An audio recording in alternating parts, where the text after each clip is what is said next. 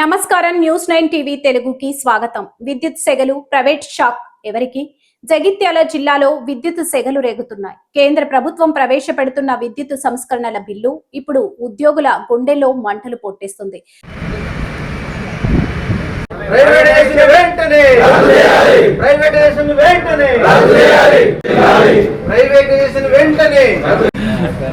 ఈరోజు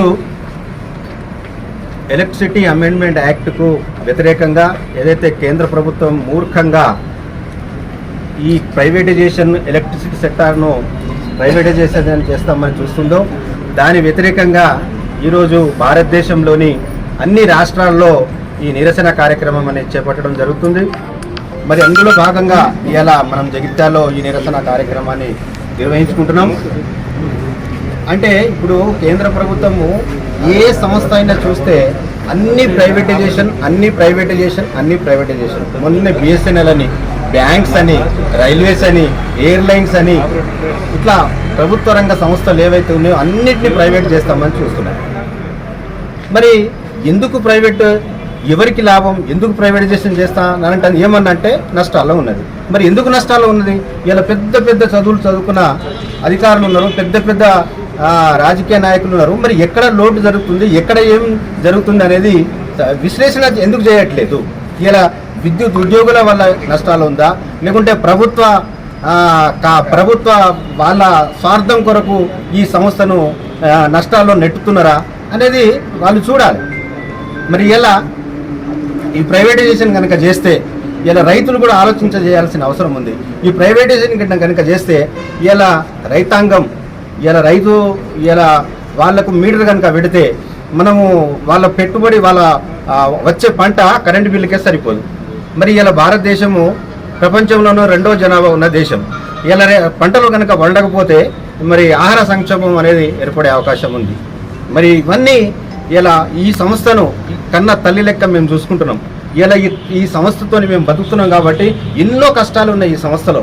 కింద క్షేత్రస్థాయిలో రిక్రూట్మెంట్ లేదు. 10 మంది చేయాల్సిన పని ఆధారం అని చెప్పేసి కన్న తల్లి లెక్క ఎన్ని కష్టాలు వచ్చినా, ఎన్ని నష్టాలు వచ్చినా ఇలా సబ్స్టేషన్లు, ఎన్నో సబ్స్టేషన్లు అవుతున్నాయి. అందులో పనిచేసే నాదుడు లేడు. 10 మంది చేయాల్సిన పని 4 చేస్తున్నాం. ఎందుకు? సంస్థను కాపాడుకోవాలి. ఇలా ఈ సంస్థ కాపాడుకుంటేనే మన బతుకు అని చెప్పేసి ఇలా సంస్థను కాపాడుకుంటున్నాం. ఇంత మంచి సంస్థను కాపాడుకుంటున్న సంస్థను మరి మీరు ప్రైవేట్ చేస్తే ఎందుకుంటాం? ఎట్టి పరిస్థితుల్లో ఊరుకునేది లేదు. ఏడికంటే ఆడికి, ఎక్కడికంటే అక్కడికి పోవడానికి మేము సిద్ధంగా ఉన్నాం. ప్రైవేటీకరణ బిల్లు ఏదైతే లోక్సభలో ప్రవేశపెడుతుందో దీన్ని నిరసిస్తూ ఈరోజు మేము పెద్ద ఎత్తున ఇక్కడ నిరసన కార్యక్రమంలో పాల్గొనడం జరిగింది. ఒకవేళ ఈ విద్యుత్ సవరణ బిల్లు అమలైనట్లయితే ఏం జరుగుతుందనేది చూద్దాము. మేము మా విద్యుత్ సంస్థలు, విద్యుత్ ఉద్యోగులు చాలా తీవ్రంగా నష్టపోతారు. తీరని అన్యాయం జరుగుతుంది. మాకే కాకుండా సామాన్య ప్రజానికానికి, రైతులకు కూడా చాలా నష్టం జరుగుతుంది. వాళ్ళకి జరిగే నష్టాల గురించి చూస్తే ఇప్పుడు ప్రధానంగా మనకు రైతులకు మన రాష్ట్ర ప్రభుత్వాలు ఉచితంగా కరెంటుని ఇస్తున్నాయి. ఆ ఉచితంగా కరెంట్ ఇచ్చే విధానం రాష్ట్ర ప్రభుత్వం చేతుల్లో ఉండకపోతే వాళ్ళకి ఫ్రీ కరెంట్ అనేది ఇవ్వడం జరుగుతుంది. దానివల్ల వాళ్ళు చాలా ఇబ్బందికి గురవుతారు. అలాగే మనం ఏదైతే రైతే రాజు, రైతు మన దేశానికి వెన్నుముక అని చెప్తున్నామో, మన ప్రభుత్వాలు చెప్తున్నాయో దీనికి వెన్నుపోటు పొడిచే విధంగా ఈ కార్యక్రమం ఉంది. అలాగే మనకు స్మాల్ స్కేల్ ఇండస్ట్రీస్ కానివ్వండి, చిన్న కుల వృత్తులు చేసుకునే వాళ్ళు కానివ్వండి, barber shop, dhobi guards, poultry industries, వీటన్నిటికీ ఇస్తున్న సబ్సిడీలన్నీ ఎత్తేస్తారు.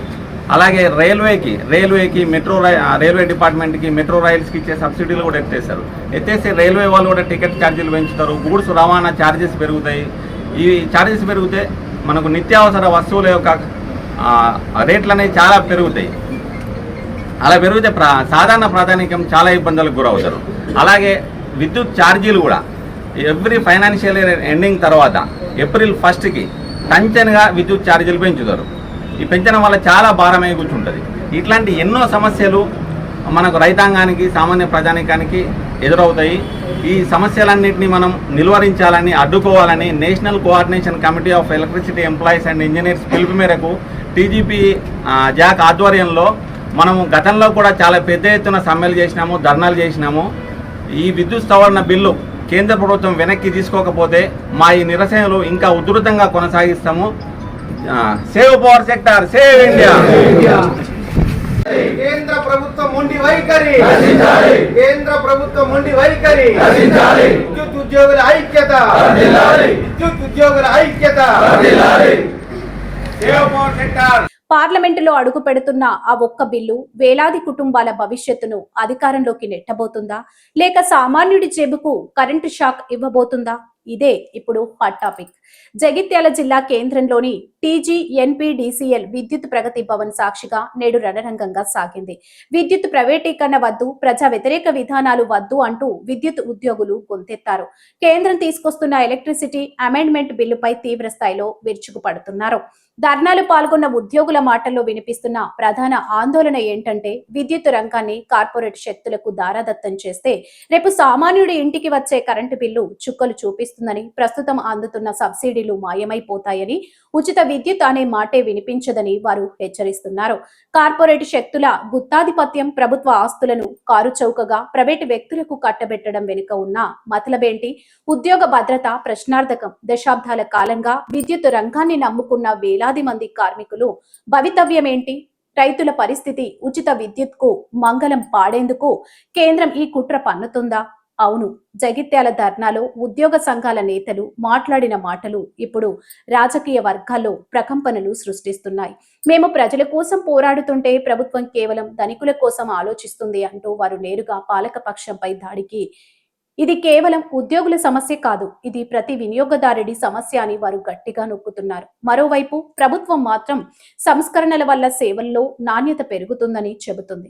కానీ క్షేత్రస్థాయిలో ఉన్న ఉద్యోగులు మాత్రం దీన్ని ప్రజా సంపద దోపిడిగా అభివర్ణిస్తున్నారు. జగిత్యాల వేదికగా మొదలైన ఈ నిరసన జ్వాలలు రాబోయే రోజుల్లో రాష్ట్ర వ్యాప్తంగా వ్యాపించేలా కనిపిస్తున్నాయి. ఒకవేళ పార్లమెంటులో బిల్ పాస్ అయితే విద్యుత్ రంగం స్తంభించిపోయే ప్రమాదం ఉందా? ఉద్యోగులు చలో ఢిల్లీకి సిద్ధమవుతున్నారా? ఏదేమైనా జగిత్యాల ప్రగతి భవన్ ముందు జరిగిన ఈ ధర్నా ఇప్పుడు రాష్ట్ర రాజకీయాల్లో హాట్ కేక్ లా మారింది. ఈ పోరాటం ఎటు దారి తీస్తుందో చూడాలి. నిరంతరం అప్డేట్స్ కోసం చూస్తూనే ఉండండి News9 TV తెలుగు. జై హింద్.